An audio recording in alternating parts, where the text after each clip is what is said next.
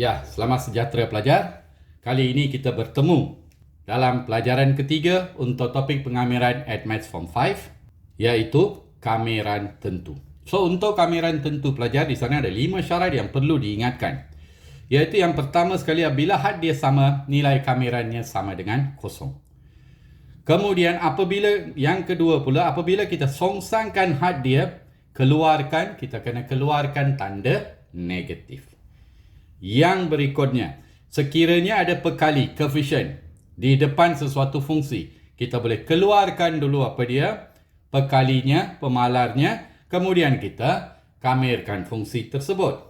Yang keempat pelajar, iaitu had berturutan, iaitu contohnya dari A ke B, kemudian dari B ke C. So ini yang kita kata berturutan, dia bersambungan. Kita boleh ringkaskan had bawah dia adalah A dan had atas dia adalah C. Itu dia. Dan yang terakhir, iaitu apabila kita nak kamirkan dua fungsi yang berlainan, kita asingkan fungsi, kemudian baru kamirkan satu per satu. Okey, tanpa membuang masa pelajar, mari kita tengok soalan di sini. Diberi bahawa untuk fungsi f 1 hingga 3 nilainya adalah 4. Untuk fungsi g pula nilainya adalah sama dengan 6. Okey pelajar, kalau kita perhatikan di sana, carikan nilai ini. So apa kita buat? Mula-mula sekali kita asingkan dulu, iaitu sama dengan 1 hingga 3 2gx tambah 1 hingga 3, tengok di sana betul-betul pelajar, iaitu ini adalah pekali, boleh keluarkan letak di luar 1 per 2. So, fungsi dia adalah fx.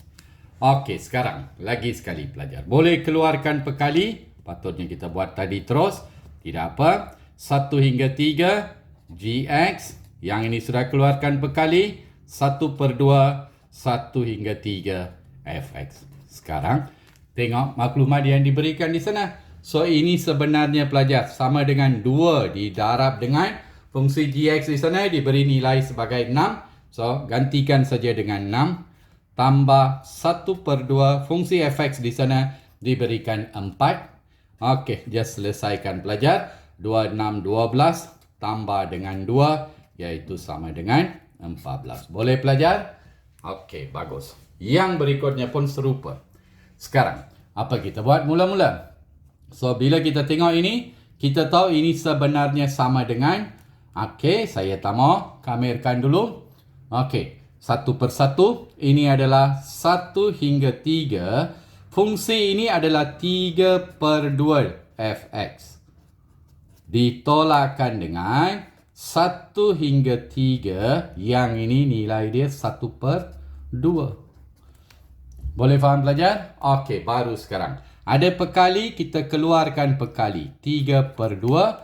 Di sini adalah 1 hingga 3 untuk fungsi f. Yang ini pelajar tidak diberikan, artinya kita kamirkan. Very simple, 1 per 2 kalau dikamirkan akan menjadi 1 per 2 x. 1 hingga 3. Boleh? Okey, so ini kita sudah ada nilainya 3 per 2. Fungsi ini kita sudah ada, iaitu sama dengan mana dia? F adalah 4. Tolakkan dengan, okey pelajar, yang ini pelajar. Ganti X dengan 3, 3 per 2. Ganti X dengan 1, 1 per 2. So, boleh ringkaskan. Bahagi 2 dapat 1. Bahagi 2 dapat 2. 3 darab 2, 6.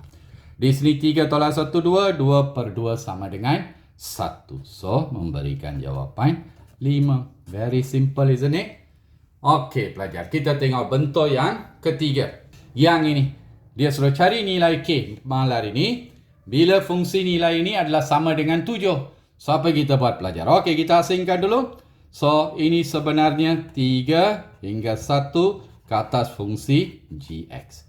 Ditambahkan dengan, okey, yang ini pun serupa. 3 hingga 1 ke atas kx kuasa 2.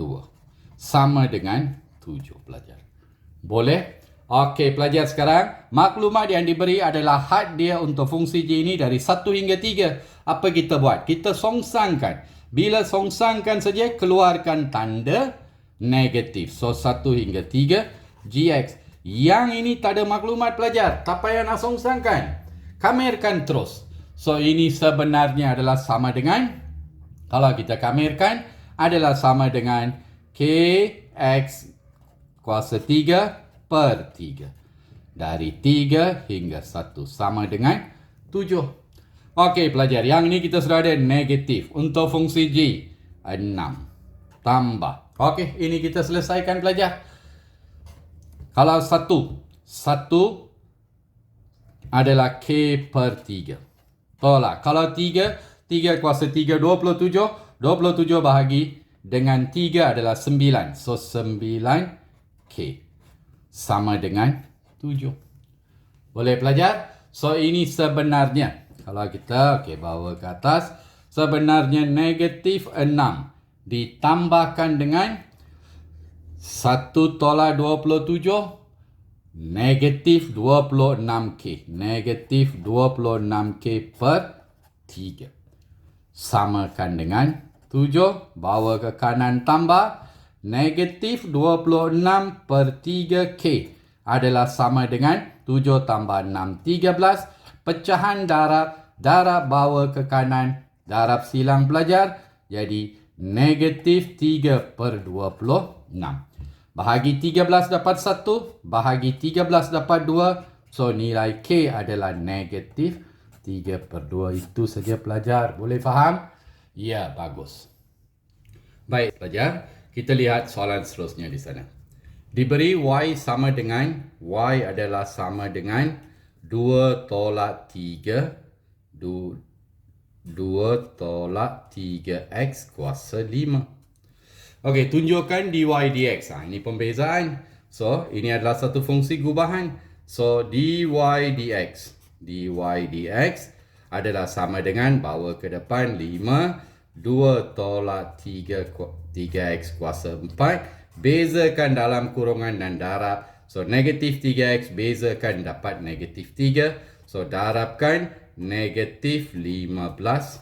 2 tolak 3x dikuasakan dengan 4. Okey, itu yang dia suruh kita buktikan. Tunjukkan saja. Seterusnya pelajar, apa yang dia minta di sana? Dia suruh cari nilai had dia dari 0 hingga 2 untuk fungsi 2 tolak 3x dikuasa 4. Ini yang dia tanya pelajar. So, apa kita buat? Mula-mula sekali, kita tulis apa yang kita dapat ni. Kita ikut had yang dia berikan sebab nak cari nilai. Kita tulis apa yang kita sudah bezakan. Negatif 15. 2 tolak 3x kuasa 4. Okey pelajar, itu yang kita dapat. Sekarang kita cuba seimbangkan. Di sini dia tanya pekalinya adalah 1. Sini pekali negatif 15. Negatif 15 nak jadikan 1. Keluarkan darab dengan negatif 1 per 15. Itu dia pelajar. Sudah seimbang. Ini darab ini dapat pekali 1. Boleh faham pelajar? Okey. So, negatif 1 per 15 ini. Okey. Yang ini pelajar. Kita sudah tahu. Bila arah ini adalah pembezaan. Dy dx. Arah songsangannya adalah pengamiran. So, bila kita nak kamirkan ini, apa kita akan dapat pelajar? Ya, kita dapat 2 tolak 3x kuasa 5. Had dia adalah 0 hingga 2. Sudah selesai, sekarang ganti nilai pelajar. So, ini sebenarnya adalah negatif 1 per 15. Okey, 2 tolak, kalau 2. 3 darab 2, 6. 2 tolak 6, negatif 4. Negatif 4 dikuasa 2, negatif 1024. Ditolakkan. Kalau 0, sini 0. Tinggal 2 saja. 2 kuasa 5, 32. Okey pelajar, boleh selesaikan, tak ada masalah. Negatif 1 per 15. So, dalam kurungan sini sebenarnya adalah sama dengan, tambahkan negatif 1056. Okey pelajar, selesaikan. Boleh gunakan kalkulator. 70/4 ataupun 72 per 5. Any problem? Pastikan tak ada masalah pelajar. Boleh faham bentuk ini? Ya, kita buat satu untuk hasil bahagi pula. Okey, perhatikan untuk soalan nombor 3. Diberi Y sama dengan X per 3X tambah 2. Okey, pelajar. Sekarang, so, dia suruh tunjukkan, buktikan nilai ini. Kita bezakan dulu. Katalah U sama dengan X dan V sama dengan 3X tambah 2. So, ini berarti du dx sebenarnya sama dengan 1. Dan dv dx sebenarnya sama dengan 3. Okey, sekarang untuk rumus bahagi pelajar. Dy dx. Okey, darab silang. 3x tambah 2 ditolakkan. Darabkan. 3x bahagi v kuasa 2. 3x tambah 2 kuasa 2. 3x dan 3x terhapus. So, tinggal 2 per 3x tambah 2 kuasa 2. Itu dia pelajar. So, sekarang apa yang diminta di sana? Dia suruh kita carikan. Apa dia? Negatif 1 hingga 1 ke atas 12 per 3x tambah 2 kuasa 2 pelajar. Okey, itu saja. So, apa kita buat sekali lagi? Kita keluarkan hadiah. Kita guna hadiah yang diminta. Kita tuliskan dulu apa yang kita dapat di sini. Setelah kita bezakan, kita dapat 3x tambah 2 di kuasa 2. Okey, boleh faham pelajar? Sekarang seimbangkan. Yang kita kamerkan 2. Yang dia minta 12. So, keluarkan perkali 6. 6 darab 2, 12.